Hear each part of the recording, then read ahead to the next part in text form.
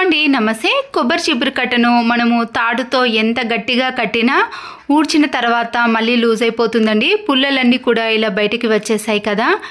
ముందుగా మనము చీపురు కట్టకు ఉండే థ్రెడ్ని మొత్తం కూడా తీసేయండి. కొబ్బరి చీపురు కట్టలో ఉండే పుల్లలన్నింటినీ కూడా సమానంగా చేసుకోవాలండి.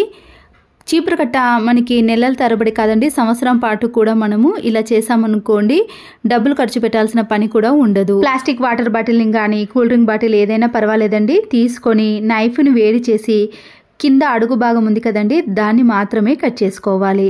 ఇలా రౌండ్గా కట్ చేసిన తర్వాత చీపురు కట్ట పుల్లలన్నింటినీ కూడా ఈ వాటర్ బాటిల్లోకి వేసేయండి. తర్వాత మనము క్యాండిల్ సహాయంతో కానీ లేదా గ్యాస్ స్టవ్ పైన మీడియం ఫ్లేమ్ పెట్టి ఈ వాటర్ బాటిల్ చుట్టూ కూడా వేడి చేసామనుకోండి, అది చీపురు కట్టకు గట్టిగా స్టిక్ అయిపోతుంది. దాంట్లో నుంచి ఒక్క పుల్ల కూడా బయటికి రాకుండా ఉంటుంది. మనము వేడి చేసేటప్పుడు జాగ్రత్తగా వేడి చేయండి.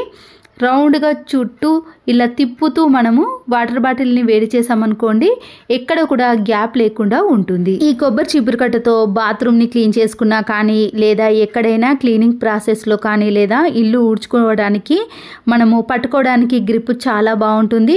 దీంట్లో నుంచి ఒక్క పుల్ల కూడా బయటికి రాకుండా ఇలా నెలల తరబడి కూడా యూజ్ చేసుకోవచ్చు.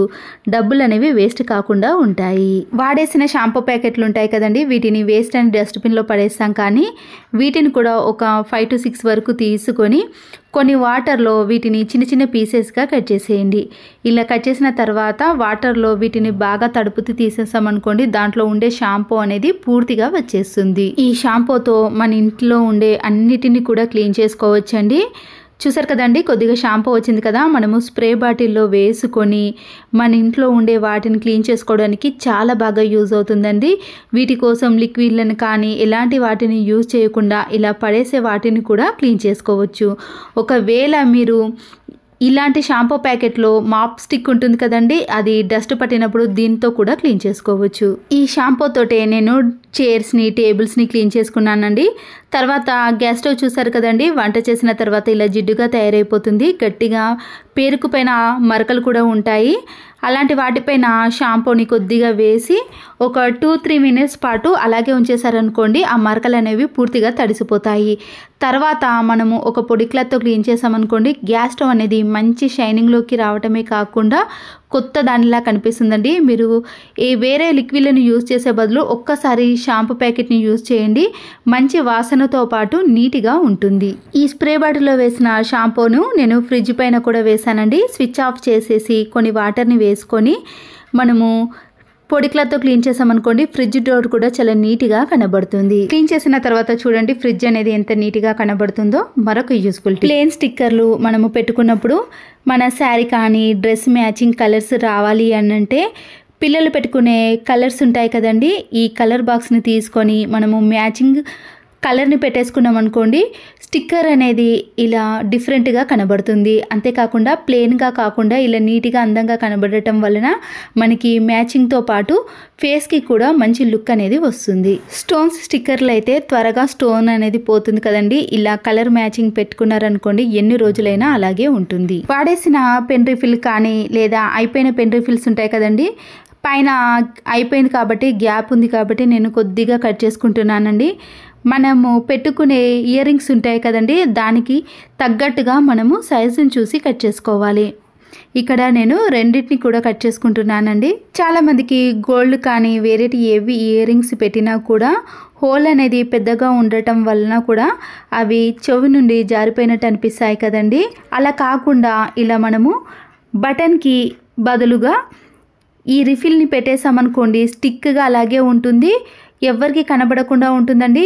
ఇలా నీట్గా పెట్టుకోవటం వలన చెవి నుండి అస్సలకే కిందికి పడినట్టు కూడా కనిపించదు. చెవి హోల్ అనేది ఎంత సైజులో ఉన్నా సరేనండి, మీరు ఒక్కసారి బటన్కు బదులుగా ఈ పెన్ రిఫిల్ని పెట్టుకున్నారనుకోండి నీట్గా కనబడుతుంది. ఆయిల్ బాటిల్స్ని మనము కిచెన్లో పెట్టినప్పుడు కింద టైల్స్ అనేవి జిడ్డుగా తయారవటమే కాకుండా ఆయిల్ క్యాన్ని కూడా పదే పదే క్లీన్ చేయాల్సిన పని ఏర్పడుతుందండి.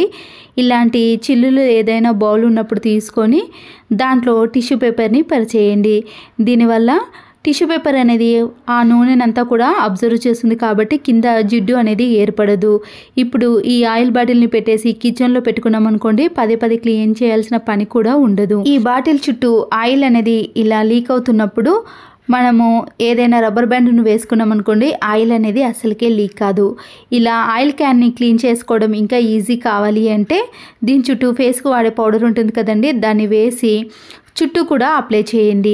ఇలా చేయటం వలన ఆయిల్ అనేది దీనిపైన అస్సలకి పడకుండా ఈ పౌడర్ అనేది పీల్చుకుంటుంది. మనం క్లీన్ చేసేటప్పుడు కూడా చాలా ఈజీగా క్లీన్ అవుతుంది. ఇలా చేసి చూడండి, కిచెన్ కూడా చాలా నీట్గా ఉంటుంది. ఇంట్లో కలర్ పైన బ్యాంగిల్స్ కానీ, ప్లెయిన్ బ్యాంగిల్స్ కానీ, పగిలిపోయిన బ్యాంగిల్స్ ఏవైనా సరేనండి చాలా అందంగా యూస్ చేసుకోవచ్చు ఇంట్లోకి. ఇలాంటి బ్యాంగిల్స్ని తీసుకొని నేనైతే ఇక్కడ 6 బ్యాంగిల్స్ని తీసుకున్నానండి. మన ఇంట్లో కలర్ ప్లాస్టిక్ కవర్స్ కానీ లేదా ఇలాంటి ప్లెయిన్ ప్లాస్టిక్ కవర్స్ ఉంటాయి కదండి, దాన్ని కరెక్ట్గా ఇలా తీసుకొని పైన కింద 2 వైపులా కూడా కట్ చేసుకోవాలి. ఇక్కడ 6 బ్యాంగిల్స్ని తీసుకున్నాం కాబట్టి మనకి 3 కవర్స్ అయితే సరిపోతాయండి. మనము ఇలా కట్ చేసుకున్నాక అవి 2గా విడిపోతాయి కాబట్టి ఒక్కొక్క కవర్లో ఒక్కొక్క బ్యాంగిల్ని పెట్టి మనం సెట్ చేసుకోవచ్చు. ఇలా పూర్తిగా కవర్ని మనం కట్ చేసుకోవాలండి. కట్ చేసుకున్న కవర్ని ఒక్కొక్కటిగా తీసుకొని ఇలా కవర్ పైన మనం తీసుకున్న బ్యాంగిల్ని పెట్టేసేయండి. అడ్డంలో అయినా పెట్టేసుకోవచ్చు, నిలువులో అయినా పెట్టేసుకోవచ్చు అండి. ఇలా నిలువులో పెట్టుకున్న తర్వాత వీడియోలో చూపించిన మాదిరిగా గాజు మొత్తాన్ని కూడా కవర్తో కప్పేసి ఇలా చివర్లో మనము కవర్ని మొత్తం కూడా మర్చేసుకొని రౌండ్గా తిప్పేసేయండి. మీకు ఇక్కడ వీడియోలో చూసే క్లియర్గా అర్థమవుతుందండి. ఇలా గాజు మొత్తాన్ని కూడా కవర్తో కప్పేసి ఇలా రౌండ్గా తిప్పేసిన తర్వాత ఇక్కడ కలర్ ప్లాస్టిక్ కవర్ని తీసుకోలేదండి, నేను ప్లెయిన్ కవర్ని తీసుకున్నాను కదా, దానికి తగ్గట్టుగా ఇలా వైట్ కలర్ దారాన్ని రౌండ్గా చుట్టేసేయండి. ఇప్పుడు కింది భాగాన ప్లాస్టిక్ కవర్ అనేది ఎక్కువగా ఉంది కదండి, దాన్ని కరెక్ట్గా కట్ చేసుకోండి. మీకు మరొక బ్యాంగిల్ని కూడా ఇలా కవర్లో పెట్టేసి చూపిస్తానండి, క్లియర్గా అర్థమవుతుంది. మరొక కవర్ని తీసుకొని ఇలా బ్యాంగిల్ని పైన పెట్టేసి గాజు మొత్తాన్ని కూడా ఈ కవర్తో కవర్ చేసిన తర్వాత రౌండ్గా చుట్టేసి మనము దారాన్ని చుట్టేసామనుకోండి, మనకి ఇలాంటివి ఎన్నంటే అన్నిటినీ ఈజీగా తయారు చేసుకోవచ్చు. ఇక్కడ కలర్ తీసుకునే బదులు మీరు ప్లెయిన్ కవర్స్ని తీసుకున్నారనుకోండి, ఇంకా అందంగా కనబడుతుంది. ఇలా 6 బ్యాంగిల్స్ని ప్రిపేర్ చేసుకున్నాక కింద ఎక్స్ట్రా ఉన్న కవర్ని మొత్తాన్ని కూడా కట్ చేసుకోండి. ఇక్కడ నేను 6 బ్యాంగిల్స్ని కూడా ఇలాంటి కవర్ తోటి ప్రిపేర్ చేసుకున్నానండి. చివరి వరకు చూస్తే మీకు ఖచ్చితంగా అర్థమవుతుందండి. మీరు ఇంకా దగ్గరగా రావాలి అంటే మీరు మరికొన్ని బ్యాంగిల్స్ని కూడా తీసుకోవచ్చు. నేనైతే ఇక్కడ 6 బ్యాంగిల్స్ని తీసుకొని ఇలా కవర్ని కట్టేసిన తర్వాత మీరు మిడిల్లో ఏదైనా అందంగా ఉండే మరొక ప్లాస్టిక్ కవర్ని అయినా తీసుకోవచ్చండి. కలర్ అయితే ఇంకా అందంగా కనబడుతుంది. ఈ కవర్ని తీసుకున్నాక సేమ్ మనము పైన కూడా అలాగే కింది వైపున కూడా కట్ చేసుకొని లోపట కొద్దిగా ఉబ్బెత్తుగా వచ్చే విధంగా మీరు ఏవైనా ఇప్పటిదాకా కట్ చేసుకున్న కవర్లు ఉన్నాయి కదండి, వాటన్నిటిని ఈ కవర్ మధ్యలో పెట్టేసి దీనిని కూడా రౌండ్గా తిప్పేసి దారాన్ని చుట్టేసేయండి. దీన్ని కూడా సేమ్ సైజులో కింది భాగాన కట్ చేసుకొని ఇప్పుడు మనం తయారు చేసుకున్న బ్యాంగిల్స్ ఉన్నాయి కదండి, వాటన్నిటిని కూడా ఇలా ఒకే సైజులో రౌండ్గా వచ్చే విధంగా ఈ 6 బ్యాంగిల్స్ని పెట్టేసుకొని మధ్యలో ప్లాస్టిక్ కవర్తో తయారు చేసుకున్న బాల్ ఉంది కదండి, దాని మధ్యలో పెట్టేసి రౌండ్గా ఈ బ్యాంగిల్స్ని పెట్టేసిన తర్వాత వీటి చుట్టూ కూడా అన్నింటినీ కలిపి కూడా మరొకసారి మనము దారాన్ని చుట్టేసేయాలి. ఇలా చుట్టడం వలన ఇది ఫ్లవర్ మాదిరిగా వస్తుందండి, అందంగా కనబడుతుంది. పాడిపోయిన బ్యాంగిల్స్తో ఇలా చేశారనుకోండి వేస్ట్ కాకుండా కూడా ఉంటాయి. చూసారు కదండి, మనము మధ్యలో ఇలా పెట్టేసి రౌండ్గా తిప్పేసామనుకోండి అందమైన ఫ్లవర్ లాగా కనపడుతుంది కదా. మన ఇంట్లో ప్లాస్టిక్ కవర్లను వేస్ట్ చేసాం కానీ ఇలాంటి వాటికి కూడా యూజ్ చేసుకోవచ్చండి. ఇప్పుడు దీన్ని ఏదైనా పేపర్ కప్పులో కానీ ఏదైనా చిన్న కుండి ఉంటుంది కదండి, దాంట్లో పెట్టేశారనుకోండి ఇంకా అందంగా ఉంటుంది.